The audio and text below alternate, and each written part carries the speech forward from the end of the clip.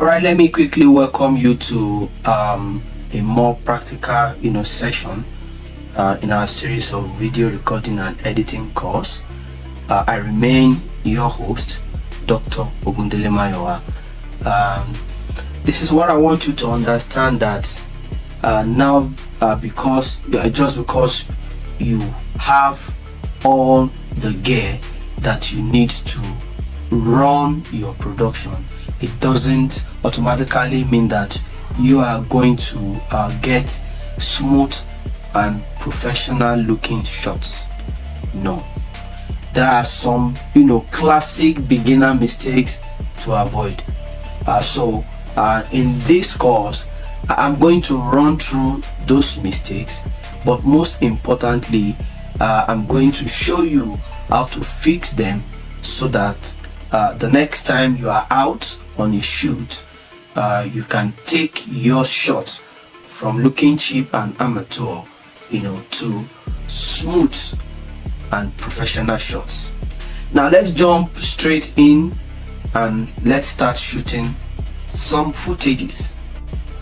Okay, let's talk about focus and exposure, because this is really important. Let's imagine for a second that you wanted to capture an establishing shot revealing your location from behind this wall. And a classic beginner mistake is to hit record, slide your camera to the left and reveal your location. But what's wrong with this shot? Well, let's take a shot. The shot starts from behind this wall, slides to the left, but we now get this ugly exposure and focus change halfway through our shot. This looks cheap and amateur. Alright, how do we fix this? We are going to lock our focus and exposure by tapping and holding on our screen. Going to hit record. Move our camera behind this wall and capture the exact same shot again. Let's look at what comes up. And we now have a reveal shot with a much more consistent and professional look. No more nasty focus and exposure changes. Let's look at another quick example here. Camera starts from behind the tree and slides to the right, but without locking our focus and exposure. We again get this nasty focus and exposure changes, but by locking our focus and exposure, our shot now looks much more polished and professional.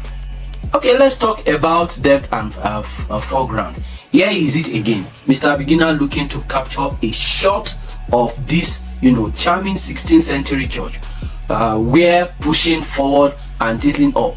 Let's take a look at this shot. Well, it's not too bad. It could be worse, but there is just not much depth to this shot. So how can we fix this? Well, we can fix this by simply adding some foreground. If we shoot this exact same shot again, only this time a few feet to the right, using these branches as foreground, we now add much more depth to this shot. These branches help reveal our focus point and more movement, and make this shot looks much more interesting. This is a shot using the standard lens, by the way. We could also capture this again using the wide angle lens.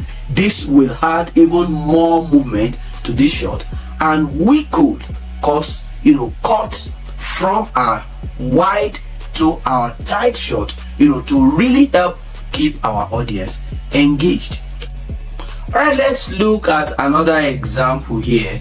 We have this shot sliding to the right. Not much foreground being used here. Let's take a look. Yes, as expected, another shot lacking a great sense of movement and depth. So this time we are going to use this bush in the foreground to help give us a bit more depth. Exact same shot again, sliding to the right, only this time we are laying out shots. We have got our foreground, which is very important, our midground and background, and just look what difference this makes to our shot. The bush smoothly passing through the frame had much more movement and more depth to this shot. Now, if you really want to level up your shots, then try starting with your camera low to the ground, pushing forward and rising up. I'm going to use these three in the foreground, to help give this shot more depth. And as you can see, when we start, to combine these techniques, smooth movement, foreground depth, we massively improve the looks of our shots. Now, there is, however, such a thing as bad foreground. Let's take this panning shot of this street. For example, although we are using these umbrellas as foreground to add more depth, to this shot, it still looks cheap and messy. So instead, let's take advantage of these flowers, and this time lift our camera up to reveal our location. Just a few minor tweaks with this shot, and we now have a much more professional looking result. Now understand that lens choice will also make a huge difference with this shot, so be sure to experiment. Here is another shot using the wide angle lens, sliding to the right, still using foreground and depth, but we now see much more of the scene. Holding your gimbal. Here is it again.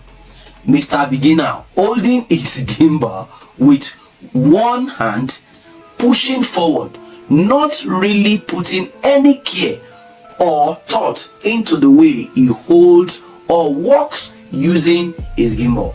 This will result in a nasty up and down movement, not a pleasant viewing experience, very distracting and really ruin this shot. So this time we are going to hold our gimbal with two hands. The more point of contact you have on the gimbal, the smoother your shoots will be. We are going to soften our impact on the floor when walking to create less impact, and just making these few simple adjustments, we now have a much smoother, more professional looking shoot. And that's not to say that you should always be holding your gimbal with two hands. There are definitely some shots that are easier with one hand, but as a general rule, shoot using two hands your gimbal for much more control and smoother movements.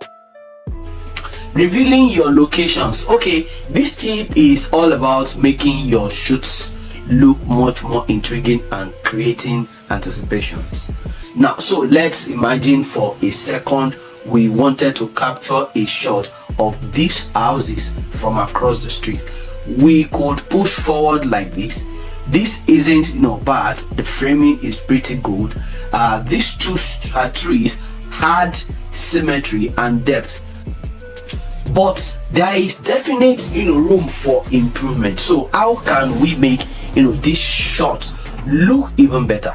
Well, this time we could reveal our location. So instead of cutting to a shot which doesn't really leave too much to imagine or desire, this time let's start with our camera pointing up, push forward and tilt down to reveal our location. This instantly add more intrigues, movement, depth and anticipation to this shot, allowing us to hold this shot for much longer and still hold attention.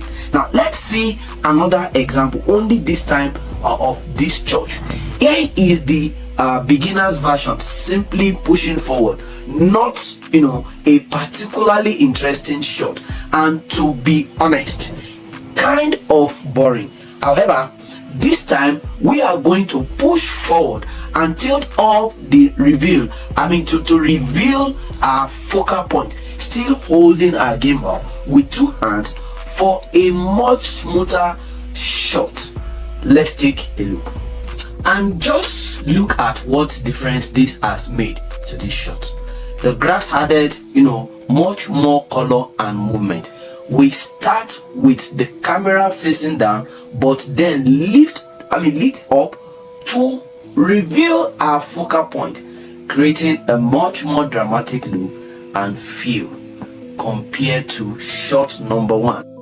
Alright, when it comes to gimbal moves, small changes make a big difference. A simple push forward like this versus a simple push forward but with an added tilt will make all the difference to shoot. One will feel busy and the other much more engaging. A time and a place for both, but if you are looking to level up your shoots, start revealing your locations rather than just starting with everything in frame.